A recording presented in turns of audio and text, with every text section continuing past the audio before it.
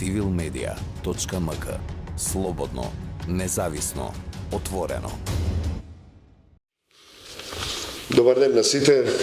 Гледам веќе има интерес на социјалните мрежи за оваа тема, а очигледно и за нашите соговорници денеска. На почетокот да кажам неколку збора за оваа тема. Оваа тема ја насловивме автопатот со факти. Ќе го кажам скратено, прочитајте си во социјалните мрежи оно каде што гледате. Автопатот со факти наспроти без паќето на опасните дезинформации.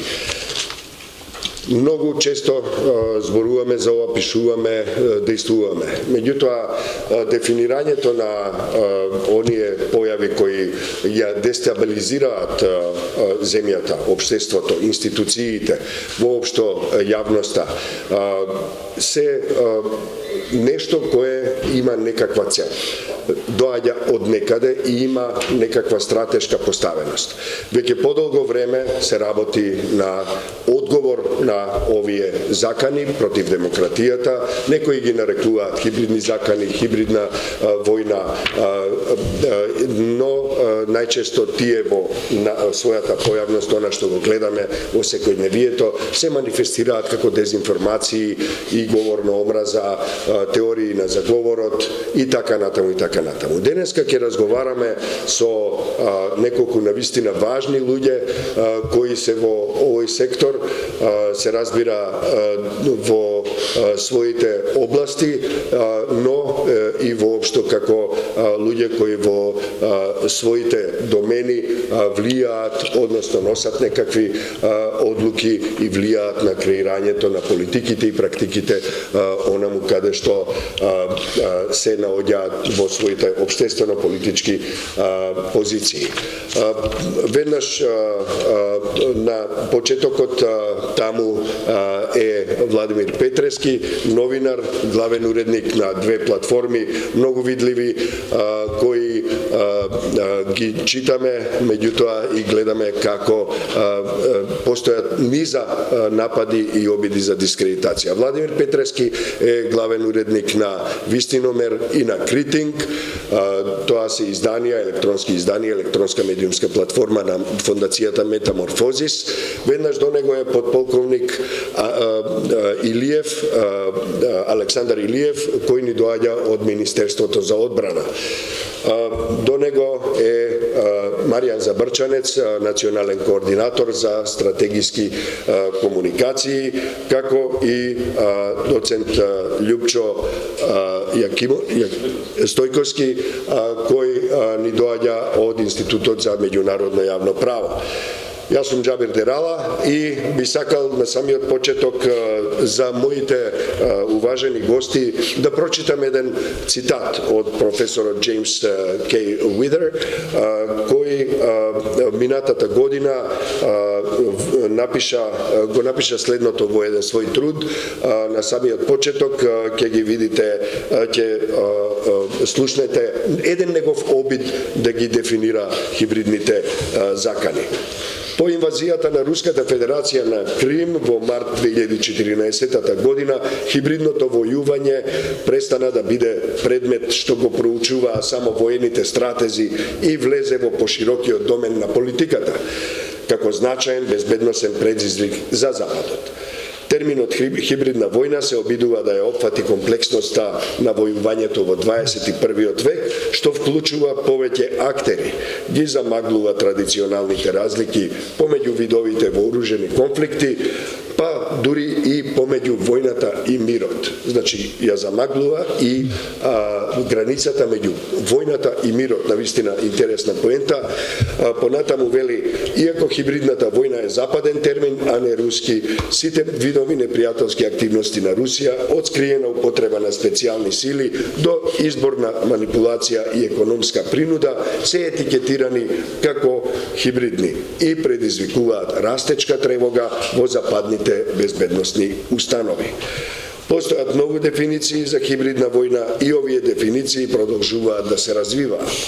Дефинирање на хибридната војна не е само академска вежба, затоа што овие дефиниции можат да одредат како државите ги перципираат и одговараат на хибридните закани и се разбира зависи од тоа кои владини агенции се вклучени во спротивставувањето против хибридните закани. Се разбира во дефинирањето на хибридните закани, односно опасните дезинформации и другите облици на разнишување или дестабилизација на демократијата, демократските институции, општествата, се разбира дека има и низа други дефиниции, каде што не секогаш се спомнуваат истите актери кои се споменати во овој обид за дефиниција. Заради тоа, посебно последната поента, дека зависи од тоа како државите ги перципираат хибридните закани, кои државни агенции или владини агенции се вклучени во спротивставувањето, таа дефиниција се менува. Јас мислам дека овде ќе добиеме обид за успешни обиди за тоа како во нашето општество и во нашата држава се перципираат, односно се формулираат стратегиите, односно одговорот против овие закани. Јас би започнал по некој предходно утврден редослед со Маријан Забрчанец, национален координатор за стратегиски комуникации во владата на нашата земја, за неговиот коментар прво за тоа како гледа на овој обид на професорот Уидер за дефинирање на хибридните закани и се разбира заканите против демократијата беа дел и од една стратегија, односно од еден стратешки документ промовиран пред отприлика 2 години, во кој се дефинираат од наша страна, од македонска страна, овие категории, овие поими. Дали имаме некаков развој од тогаш до сега и дали ова почетна дефиниција или почетни поенти на некој начин кореспондираат со нашите услови. Благодарам, Джабер, благодарности до Цивил за поканата и поздрав до сите присутни и до публиката која што следи онлайн. Јас денес сакам да ја поздравам пред се темата на оваа дебата, односно начинот на кој што е дефинирана темата во оваа дебата, бидејќи ме инспирираше да презентирам идеи кои што се можеби за нијанса поразлични од она што е вообичаен наратив и она што вообичаено сме навикнале да го слушаме кога зборуваме за хибридни закани и за дезинформации, за лажни вести. Велам и го поздравувам насловот и начинот на кој што е дефинирана дебатата, бидејќи таму конечно гледам проактивност некоја, односно гледам едно големо за, наспроти едно помало против. Мислам дека сите ние кои што се занимаваме професионално или како општествена одговорност со информации, со јавно комуницирање, со односи со јавност, со влијание врз јавноста, премногу предолг период сме, грубо да кажам, заглавени во справување со негативни појави, негативни влијанија како што се дезинформациите и дека заборавивме помалку кои се работите кои што треба да ги промовираме. Велам, конечно видов во насловот зборуваме за автопат на одговорност, на отчетност, на одговорно комуницирање или пласирање на факти и информации. Наспроти, јас би рекол, оние мрачни тунели по кои што се создаваат и се шират лажните вести, кои што имаат за намера да предизвикаат опасност, штета врз јавностите и при тоа стануваат дезинформации. Во оваа насока ме охрабрува и начинот на кој што НАТО во последните своји јавни стратешки документи ја дефинира својата улога визави дезинформациите, па така НАТО во своите последни јавни определби по однос на стратешките комуникации вели ние не сме препознаени или не сакаме да бидеме препознаени по она против што се бориме, туку по она за што се залагаме или по она што го промовираме. И токму тоа е мојата теза денеска, дека општествените чинители кои што презеле одговорност и си ја зацртале својата улога дека ќе промовираат прогрес, факти, информации, напредок, соживот, диалог, разбирање, мора многу повеќе да вложуваат во каузите за отколку во борбата против. Некогаш тоа е можеби едно исто, меѓутоа секогаш кога зборуваме за против и зборуваме за справување и одбрана и борба со, во суштина тоа е начин на действување кој што многу повеќе заплашува широка јавност, отколку што охрабрува широка јавност на едно проактивно и прогресивно действување. Сите ние, тука не се изземам ни себе си, нито изземам и владата од таа одговорност во пакувањето на наративот. Предолго зборуваме за борба против дезинформации, за справување со лажни вести, за одбрана од хибридни напади. Некако, велам, подзаборавивме на она што е нашата демократска агенда, она за што претходно сме се бореле заедно и по улиците, сега повторно велам за истите вредности од различни можеби позиции, меѓутоа мислам дека сите ние кои што застапуваме демократски вредности треба да обрнеме повеќе внимание на она за да охрабруваме, за да мотивираме, за да иницираме, за да ги охрабриме граѓаните да се приклучат на автопатот, како што велите и вие, на одговорно комуницирање со јавноста, наспроти бавењето со оние помрачните подземни тунели кои што продуцираат и шират дезинформации со намера да предизвикаат штета врз општеството. Ова никако не сме да биде сватено како обид за представување на штетата на дезинформациите во помало светло или на пониско ниво. Се разбира дека дезинформациите се огромна опасност, меѓутоа тие се тие кои што треба да се бават повеќе со нас, кои што имаме јасна, отворена, транспарентна, прогресивна агенда, и тоа е така. Тие кои што создаваат дезинформации ги создаваат за да штетат на прогресивните агенди. Затоа велам да балансираме повеќе и повеќе да зборуваме за нашите прогресивни агенди. И од тука на ова дебата застапувам известен game change или промена на играта во јавниот наратив и ќе се трудам ова да го зборувам што е можно почесто за да ги охрабрам сите чинители повеќе да зборуваат за промоција на нашите вредности и да действуваат во квантитет повеќе за промоција на нашите вредности демократски, отколку за уважување на моќта на дезинформациите. Ние сме на автопатот, тие се во мрачните тунели.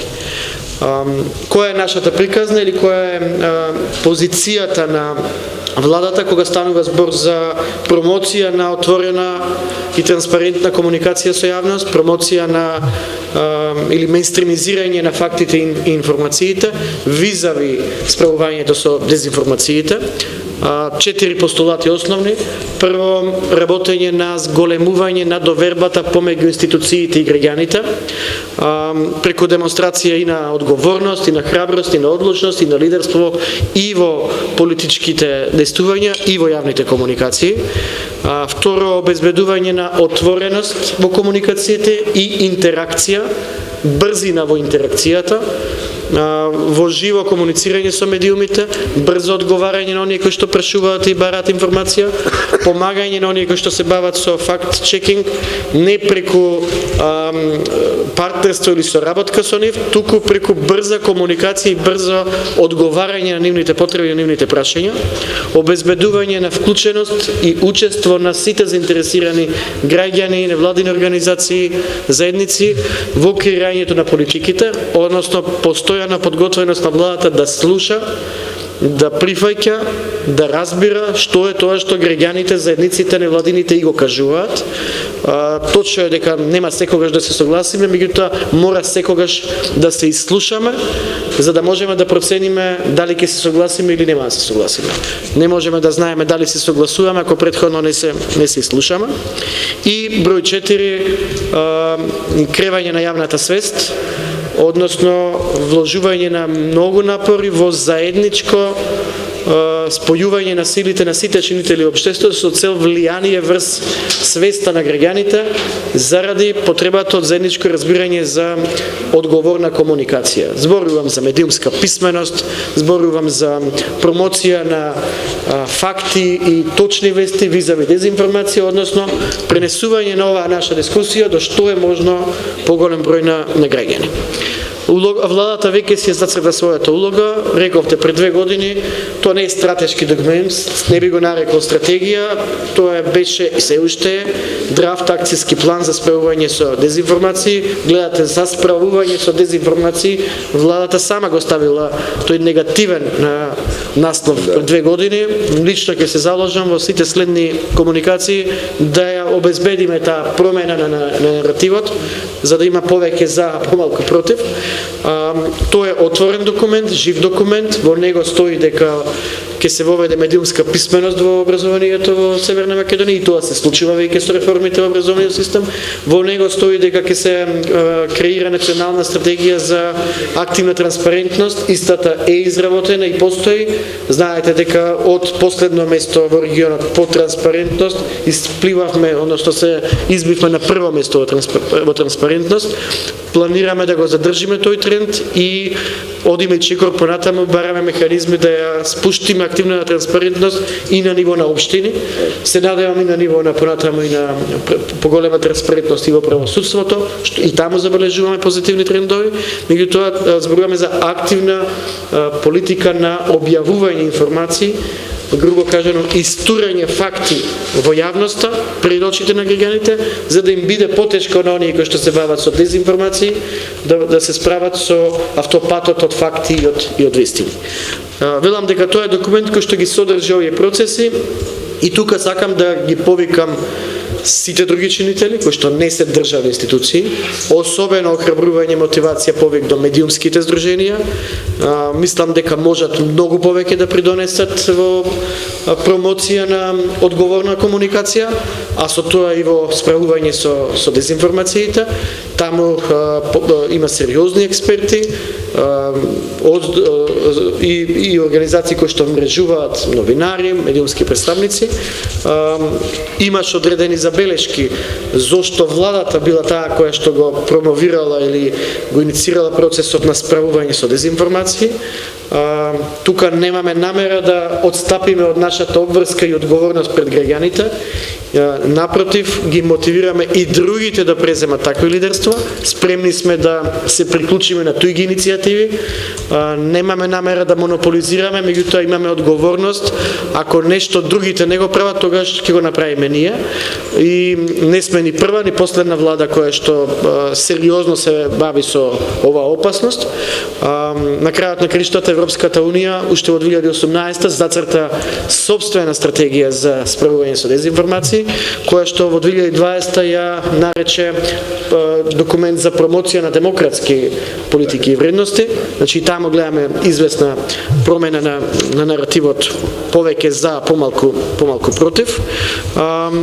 И исто така сакам да иницирам да што повеќе зборуваме за, ќе кажам, мејнстримизирање на фактите, бидејќи во вакво време на дигитални медиуми и брзо информирање, јавни кампањи кои што промовираат факти и точни информации мора да има, Истите треба да бидат регулирани на јасен, транспарентен начин со заштитни механизми од злоупотреби на јавните средства и јавните финансии. Во спротивно, ако ги нема таквите кампањи, ризикуваме да издоминираат дезинформациите. Тука ќе запрем и подготвен сум понатаму да отвориме дискусија. Се разбира, отвара и многу дискусија, меѓутоа охрабрува и обидот да се инспирира општеството и општествените чинители да одат проактивно, да влезат проактивно во оваа тема, во оваа област и да му дадат повеќе за, помалку против на тоа што се случува во демократските институции, во демократските процеси во земјата.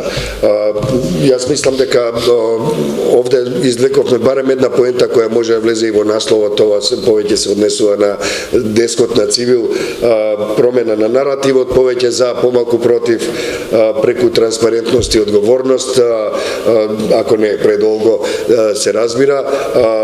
Одиме понатаму, јас би сакал да се префрлиме од ова позитивна, проактивна насока која ја даде првиот наш соговорник на доменот на одбраната. Тука со нас е подполковник Александар Илиев, кој е дел од Министерството за одбрана, кој пак има своја експертиза, своje искуство во овој домен. Што мислите, Илиев, дали сепак овој позитивен, инспиративен и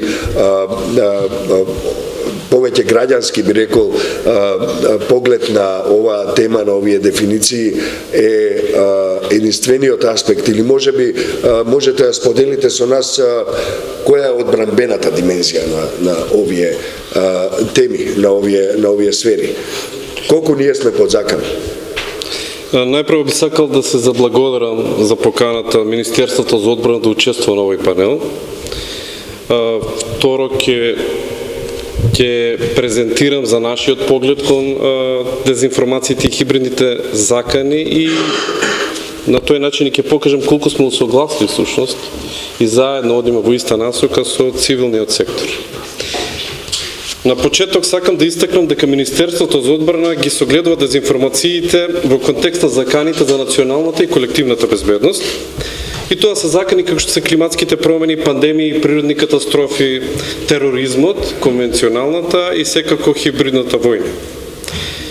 За да ја објаснам улогата на Министерството за одбрана во процесот на справување со дезинформации конкретно, во моето излагање ќе ги објаснам дезинформациите како закана, ќе ги наведам нашите активности како Министерство за одбрана, научените лекции на кои се тие засновани и ќе покажам зошто е потребно борбата против дезинформација да биде дел од еден координиран и сеопфатен напор на власта и граѓанското општество во секторите политика, одбрана, економија, граѓанско општество и информирање.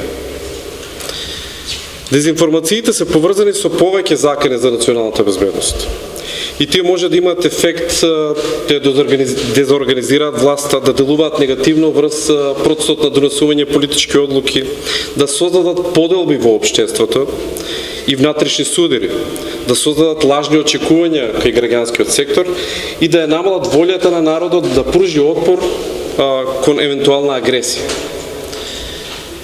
Таквите дезинформации честопати се испреплетени се дел од теории на заговор и лажни научни наративи, што ги прави многу комплексни за справување. Дополнително, како што беше спомнато, интернетот, новите технологии како вештачка интелигенција или методите како користење ботови и тролови овозможува тие дезинформации да бидат глобална закана, многу брзо да делуваат и да имаат висок интензитет. Министерството за одбрана во контекст на оваа закана има задача да обезбеди националната и колективна безбедност. И затоа Министерството врши детекција на дезинформациите и изработува класифицирани проценки за изворите, методите и целите на таквото ширење дезинформација. Дополнително Министерството е иницијатор за вклучување низа задачи за справување со дезинформации во стратегијата за градење отпорност и справување со хибридни закани која е во завршна фаза на изработка.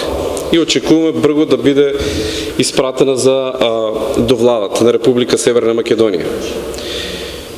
При извршување на таквите задачи, Министерството користи научени лекции и знаења и од своето искуство и од меѓународните партнери. И кои се тие сега научени лекции? Овие научени лекции укажуваат дека луѓето се подложни да веруваат на дезинформации без разлика на степенот на образование. Клучен фактор за прифаќањето на дезинформација како вистината информација е степенот на сличност меѓу изворот на таквата дезинформација од една страна и целната популација, т.е. примателот на дезинформацијата. Самото негирање на дезинформација не е ефективен метод, напротив, повторувањето на дезинформацијата е дури контрапродуктивно. И овде потполно се согласувам со господинот Забрченец дека не треба да се оди против, туку треба да се има позитивен однос. И кои се тие позитивни резултати кои може да се постигнат? Тоа се позитивни резултати може да се постигнат преку создавање способност за критичко размислување, способност за препознавање на методите за манипулација. Секако добрата стратешка комуникација и професионални медиуми се клучни алатки за справување и неутрализирање на ефектите од дезинформација.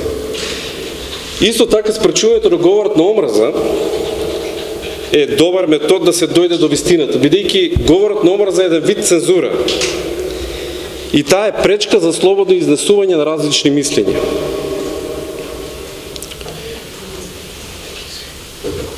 На крај, клучно за ефективно справување со дезинформациите е да се сватат политичките цели на субјектот, т.е. целите на субјектот од кого потекнува заканата и да се свати поширокиот контекст.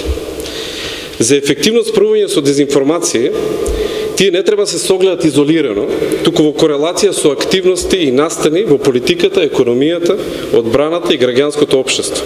А тоа пак укажува дека и борбата против дезинформација треба да биде дел од еден координиран и сеопфатен напор на власта и граѓанскиот сектор. Оваа борба треба да вклучува и меѓународна соработка, која ќе вклучува размена на знаење и информации и заедничко преземање други активности. Токму овие принципи се применети во стратегијата за градење отпорност и справување со хибридни закани. Министерството за одбрана преку транспарентност во својата работа, информирање на јавноста, меѓународна соработка со граѓанскиот сектор, како и преку детекција и проценка на заканите од дезинформација, еден од клучните чинители во овој напор. Но за тоа да има потполен ефект е потребно овој напор да биде дел од еден колективна заложба на целото општество и совкупната власт. Благодарам. Благодарам и јас. Интересни поенти во овој дел. Гледаме една синхронизација. Сум убеден дека Владимир Петрески, веројатно и јас во еден момент ќе треба да размислиме што ние всушност правиме со нашите вистиновери, меѓутоа претходно би сакал да ја слушнеме академијата, односно науката. Тука со нас е Љупчо Стојковски, кој долги години работи токму на овие теми. Дали тој може да ни открие од својата агол, академски агол, научнички агол, како стоиме со овие области? Дали кај нас имаме во академијата обиди да се дефинираат и да се дадат правците во смисла на действување, а секако дали и колку гледате дека еве овие два ресори кои ги слушнавме претходно ги следат овие ваши истражувања и насоки? Благодарам. Ја за почеток би ја проширил малце дискусијата од пред тоа што ја иницира Маријан и Александар. Има впечаток дека повеќе фокусот на дискусијата беше тука на хибридни закани и напади кои се поврзани со дезинформации, со лажни вести и слично, а како што и вие, Џабир, кажавте на почеток, има различни дефиниции секако за хибридни закани и хибридни напади, но тие вклучуваат не само дезинформација, него многу повеќе. Вклучуваат и пропаганда, и шпионажа, да речеме, и саботажа, и други, и класични напади, може би не вооружени напади со потребна сила, како на времето што била класична војна, но некакви форми на закани на агресија класична, да речеме. Затоа и терминот хибридна војна, што имплицира дека се е измешано помеѓу класични дистинкции меѓу војна и мир, меѓу цивили и нецивили или војници поранешно, структурите кои се инволвирани во превенирање и реагирање на овие закани, поранешно безбедносните сили, војска и армии и полиции, па денес гледаме се повеќе потреба од инволвираност на цивилни структури, институции државни да соработуваат со класични безбедносни за да реагираат на овие хибридни војни. Тоа што јас сакав повеќе да се фокусирам во мојот говор е не толку како што првите двајца говорници збореа за хибридни закани од полиси перспектив, од перспектива што може, што треба институциите да направат, туку да му пристапам на проблемов од меѓународно право, од правен проблем, од правен аспект, да видиме што е, колку се проблематични хибридниве закани и напади од оваа перспектива. И од оваа перспектива, исто како од полиси перспектива, се прилично проблематични. Затоа што прво самата дефиниција за што треба државите да прават правно кога се нападнати не кореспондира со класично меѓународно право како што било зацртано со повелбата на Обединетите нации од 1945 па до денес што важи. Класично меѓународно право вика кога државите се нападнати под некако вооружен напад, им се активира право на самоодбрана, како се заштитат, имаат право на самоодбрана. Низ юриспруденција на Меѓународен суд на правда се дефинира дека за вооружен, за да се смета некоја активност за напад, потребно е да достигне одредено ниво на одреден интензитет. После кој се активира право на самоодбрана? Ако употребата на сила е под тој интензитет, не може да се активира право на самоодбрана, може државите преземат други мерки. Сега проблемот со хибридни закани, хибридни напади, истиве дискусии се јавија пред 10 години и повеќе, да речеме, кога беа актуелни сајбер напади. Па сега денес мислам хибридни инкорпорираат и сајбер напади, ама се многу повеќе, не само сајбер напади. Исто дискусиите се јавија дали сајбер напади и денес хибридни напади може да активираат право на самоодбрана државите класична самоодбрана, секако дека не може да активираат и тоа е главната одлика на хибридни закани што идат под радарот, што се тие по субверзивни во нивните функционирање методи на и штетата која што прават за да не може да активираат класично право на самоодбрана на државите. И сега тука остануваат државите со фатени за легално да действуваат. Со рацете им се фатени како правно да действуваат дозволено. Ќе збориме после што е проблем ова, зборам се одговорите потенцијални правни на хибридни напади предизвикани од државни актери. Како што реков, една од карактеристики на хибридни напади се тоа што некогаш и недржавни актери се инволвирани, што уште е попроблематично. Кој стои точно за нападот не се знае. Значи, државите имаат различна палета правна како може да реагираат. Еве гледаме на пример САД за мешањето, да речеме, на Русија на изборите, последните 28 избори и наметна санкции. Економски санкции се еден правно дозволен метод. Друг метод се, да речеме, реторзивни мерки да протераат дипломати. И се исто правно дозволени мерки. Но гледате се, тоа се реактивни мерки и не вклучуваат употреба на сила, не може исто да се врати затоа што природата на хибридната закана е дефинирана, како се ќе вратите пак на нови избори, ќе им вратите исто пропорционално да им се мешат. Многу е тешко да се одговори адекватно на таква закана. Уште по-проблематично би реков да се одговори на недржавни актери. Немате вие тука дипломати, нема кого ќе санкционирате, на кого ќе наметнете санкции така. Ако се терористички организации, например, или мешани некои терористички организации или герила, какви да има денес субјекти недржавни кои се инволвирани во хибридни закани. Значи, уште по-проблематичен е одговорот од правна перспектива дали е легален, а тек не ги зборам спорни противправни одговори, као например репресалии, кај што има употреба некаква на сила, што е сива зона во меѓународно право дали е дозволено или не. И, конечно сакам да завршам, гледате, сите овие фокусот на овие одговори се реактивни, а првите двајца говорници збореа за превентивни некакви стратегии. Тоа е еден исто голем проблем на хибридни закани, освен што идат под радарот и што се недефинирани, е што многу тешко е да се направи ефективна стратегија која што ќе биде превентивна. Зашто не знаете од кај ќе дое, не знаете што ќе нападне, дали ќе нападне дезинформации, дали избори, дали не знам критична инфраструктура, не се знае точно кој ќе биде таргетот. И затоа многу повеќе одговорите до сега на државите од пракса се фокусираат на реакција, колку и да е желбата со превенција, тоа да се направи нешто, да се покрене свест и така натаму, не се знаат кај ќе дојде и кога ќе дојде заканата. Тоа е проблемот. Главно. Благодарам. Добро, со овој поглед се разбира, се отворија уште повеќе прашања, јас мислам. Добра поента е и тоа дека невидливоста или недофатливоста на природата на хибридните закани, односно сето тоа што ние го доживуваме во општеството и како оние на површината најистакнати, највидливи лажни вести, дезинформации, сето тоа, или пак опасни дезинформации, кои може веќе да влезат повеќе во овој домен за кој зборувавте вие пред малку. И на некој начин ми даде и мене малку надеж, предпоставувам и на колегата Петрески, дека сепак тоа што ние го работиме, пред се пионери и навистина успешни во таа област, вистиномери, односно ловци на лажни вести, се токму Фондацијата Метаморфозис и двете платформи кои ги раководи долгогодишниот новинар Петрески.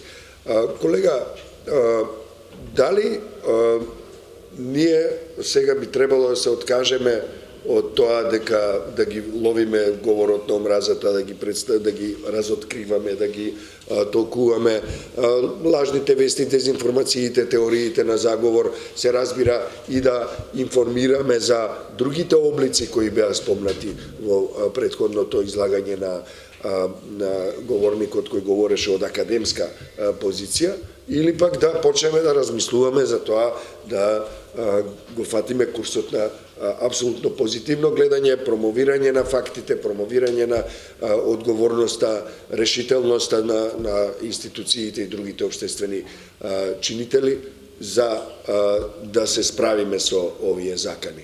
Како на ова гледа Вистиномер и Критинг, Фондацијата Метаморфозис, а се разбира и ти како долгогодишен новинар и ловец на лажни вести и дезинформации. Фала Џабер, фала многу за поканата.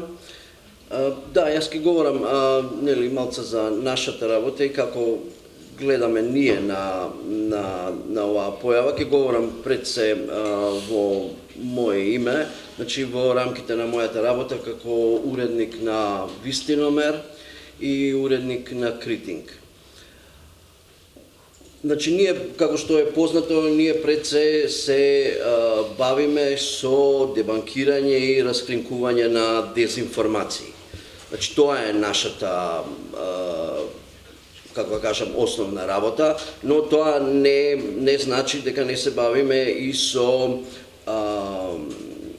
како кажам, со она што се вели ширење на, односно објавување на позитивни наративи. Значи, мислам дека дискусијата тука не е дали треба да се префрлиме сега на позитивната страна на работите, да ги шириме, да ги објавуваме нашите позитивни наративи, да не обраќаме внимание на оние што шират дезинформации и така натаму и така натаму. Од тоа како ќе се однесуваме на овој план, односно која тактика, која стратегија ќе ја примениме, зависи многу од темата и од публиката. Значи, например, една од нашите главни дејности во последниве година-две е справување со дезинформации за COVID. Значи, ние во Вистиномер и јас како главен уредник сметаме дека дезинформациите кои толку нагло и во таква голема мера се појавија во однос на COVID-19, беше многу важно да се справиме со нив директно. Значи, јасно, гласно да кажеме и да повторуваме, да бидеме репетитивни, затоа што репетицијата е многу важна за ширењето на дезинформациите, таа е исто многу важна во факт-чекингот, значи да бидеме репетитивни, нон-стоп да ја повторуваме вистината, особено кога станува збор за COVID, каде што е во прашање јавното здравје, каде што се во прашање, не знам, човечки животи. Значи, ете, таа област, например, тој сегмент изискува такво такво, значи директно спротивставување на дезинформациите. Има други области кои се однесуваат на други публики каде што ширењето на позитивниот наратив е многу важен. Потоа има во зависност од публиката, например во Франција има студии каде што е работено со следбеници на ИСИС, но кои што се многу млади, тинејџери во рани 20 години. И, например, нив е многу тешко да им го смените мислењето со директно спротивставување во она што го веруваат. И психолозите што и работат со нив применуваат многу чудни методи каде што бараат од нив да се вратат во детството, да се вратат во оној период од нивниот живот кога имале семејство, кога се чувствувале безбедно, кога имале родители, кога имале луѓе што ги сакале, да се присетат на сцените, на мирисите од тој период и оттаму да тргнат во градење на развој на цела една нова персона и да ја отстранат, да ја тргнат настрана омразата што ја чувствуваат.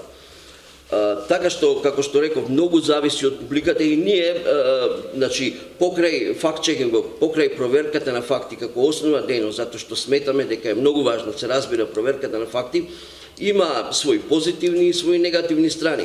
И ние никогаш не сме очекувале, не ни очекуваме ни сега, дека тоа ќе биде целосно решение на проблемот. Но, например, јас можам да ви кажам следно. Над 96-97% од нашите рецензии, од нашите проверки на факти, што ги правиме секој месец, се оригинални. Значи, што сакам да кажам, тие содржини ние што сме ги провериле, не ги проверил никој друг. Значи, не е тоа, значи, ние да не ги проверевме, ние да не ги дебанкиравме, немаше воопшто да ги има. Значи, никој не можеше, не знам, да ги референцира, да ги превара, да се информира и така натаму и така натаму. И ние ќе продолжиме да работиме на проверката на факти, особено што гледаме дека за тоа има многу интерес и тоа има многу интерес пред се од социјалните мрежи. Социјалните мрежи се во една таква позиција да сакаат дезинформациите да ги тргнат од своите страници и голема улога за тоа има хибридните закани, има учеството на странски фактори, таа фамозна 2016 година, например, тоа стана толку многу страшно. Имаше една студија веднаш после изборите 2016 година, каде што се покажа дека 20 најчитани вести со дезинформации биле почитани од 20 најчитани вести кои биле вистините. Во последниот месец пред изборите, значи во последните 30 дена пред изборите, оние 20 најчитани вести со лаги биле почитани од 20 најчитани вести кои биле вистините. И тогаш се види дека ѓаволот е однел шегата. Исто се појавија, например, веб-сајтови кои бараа, не знам, например, независност на Тексас. Да, во Тексас секогаш имало некакви, не знам, ставови, мислења таму уште од нивната граѓанска војна, не знам, Тексас да бил независен, ама сега ово одеднаш се појави многу организирано. Се појави високопрофесионален сајт кој беше поврзан со социјалните мрежи. Подлабоко ако погледнете, вие ќе видите дека јазичните грешки тамо одговараат многу на јазични грешки кои би ги направил некој чиј што матичен јазик е словенски јазик. Потоа, ако видите кога се постираат содржините на тој вебсайт, вие ќе видите дека 90% се постираат меѓу 9 часот наутро и 5 часот попладне, значи во работно време, ама по московско работно време. Така што, мислам, исто имаше многу, се појавија Facebook групи, каде што, не знам, се бараше независност на Калифорнија, Калифорнија била 5-та најголема економија на светот. И сега гледате тука дека веќе работите одат таму кај што не треба. Истото тоа гледаме закани кои што се случуваат овде кај нас во Македонија. Но во секој случај, она што сакам да го кажам е какви методи ќе употребиме во борба против хибридните закани, сега се разбира, говорам во однос на мојот доме, значи говорам во однос на јавниот дискурс, не говорам за оние хибридни закани од областта на шпионажата, саботажи и така натаму, тоа е сосема друга работа, ќе зависи од тоа на кого се обраќа, која е главната публика за таа закана и кој е оној метод кој мислите дека ќе биде најефикасен или онаа комбинација на методи која мислите дека ќе биде најефикасна? Благодарам. Имавме навистина интересни излагања. Според форматот на овој тип на настани кој ги организира Цивил, не ни останува уште многу време, имаме 8 минути до истекот на овој наш термин за нашата средба денешна. Би сакал само кратко да прокоментирам и од излагањето на мојот колега Владо, можам да бидам оптимист дека сепак нашата работа како невладини организации и медиумски платформи, особено специализирани како овие што ги води Владо во Метаморфозис, се разбира и медиумската платформа на Цивил која во голем дел се занимава со токму овие теми, има простор и за среќа слушнавме и дека институциите, вклучително и на одбраната, се отворени кон граѓанското општество. Тоа го гледаме веќе неколку години, се разбира. Меѓутоа, важно е да разговараме и за овој, морам да кажам дека навистина ми е големо освежување, овој game changer или пак промената на наративот. Во таа смисла би сакал, доколку имате нешто да додадете на крај за тоа како навистина може да се состави еден квантум или еден распоред на сили и на групи во општеството кои навистина можат да му дадат простор токму на оној на промоцијата на вредностите, промоцијата на постигнувањата и да ја истиснат она или пак да ја сменат, да направат game change на она пропорција што ја кажа и колегата Владимир. 20 најчитани содржини кои се со факти се помалку читани отколку 20 содржини полни со лаги. Дали имаме шанса да направиме ваков состав кој и да изградиме стратегија и однесување политичка и безбедносна култура која ќе може на граѓанките и граѓаните да им даде простор да се борат против овие закани. Со други зборови, мислам дека намерно или не, јас ќе кажам намерно, овде имаме еден таков состав на овој панел, медиуми, невладини организации, одбрана, влада, стратегиски комуникации и академија. Дали ова е добар почеток за оваа борба или условно да кажеме за ова залагање, поточно промотивни, позитивни промени во блиска и во подалечна иднина и колку тоа ќе биде успешно. Повелете, Илиев. Јас само сакам да кажам дека стратегијата која е во завршна фаза на изработка всушност нуди одговор на многу работи кои беа спомнати овде. Прво, дефинира хибридната закана согласно дефиницијата на Европската Унија, бидејќи ние сметаме дека треба да бидеме компатибилни со Европската Унија и НАТО. Второ, го нуди решение за проблемот, тежината на детекцијата, бидејќи да се докаже дека некој врши агресија, хибридна агресија против Македонија, е навистина тешка задача. Меѓутоа, стратегијата нуди кој и како треба тоа да го направи. Другото што беше спомнато од страна на академската заедница е дека навистина е тешко да се направи отпорност на општеството од закана која е непредвидлива. Меѓутоа стратегијата нуди и за тоа решение согласно препораките од НАТО кои се прифатени од наша страна и кои создаваат отпорност во 7 области.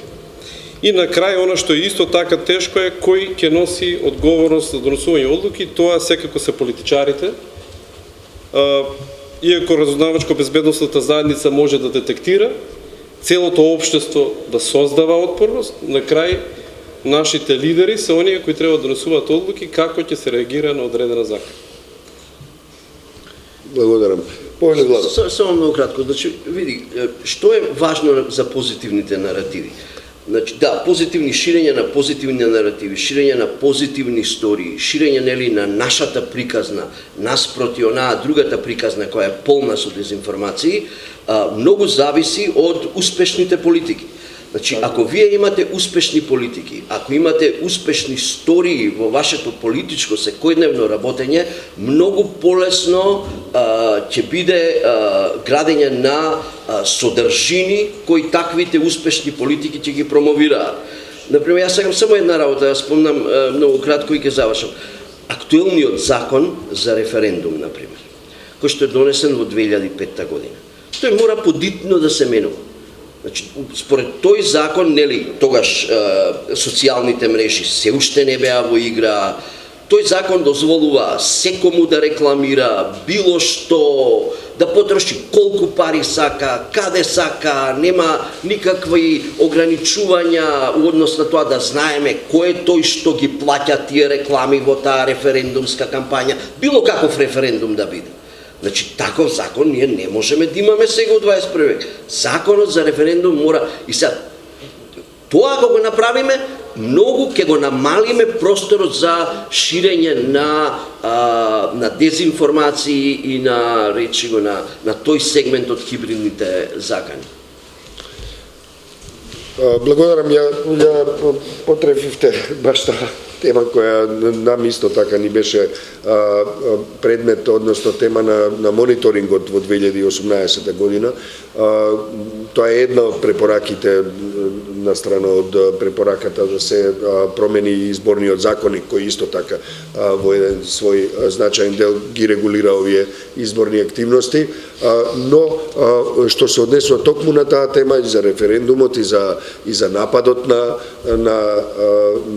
тој процес, може од кој ден денеска слушаме одгласи, може да се каже дека ние впрочем во општествениот и политичкиот дискурс немавме видливи две страни. Имаше само една видлива страна која беше позитивна, насмеана, прогресивна, активна, и имавте друга неофицијална, невидлива, мрачна, која го поткупуваше тој процес. За жал беше многу предизвикаа тешки последици, но за среќа не беа пресудни за да може да кажеме дека победи таа опција. Напротив, излезе токму прогресивниот аспект, прогресивната димензија на тој процес како победник.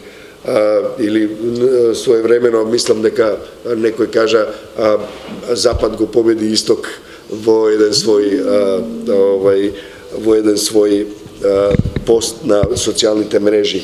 Јас тука некаде завршувам, би можел, ако некој има брза поента, да отвориме простор, ако не, би сакал да им заблагодарам на сите што беа со нас денеска и се разбира, оние што пропуштија, нека го прочитаат или нека го видат ова видео, тие што го гледаа, нека го споделат, нека го искоментираат и се разбира, остануваме отворени и понатаму за соработка и за примање на пријавите за лажни вести, говор на омраза, теорија на заговорот и низа други облици на хибридните закани против демократијата.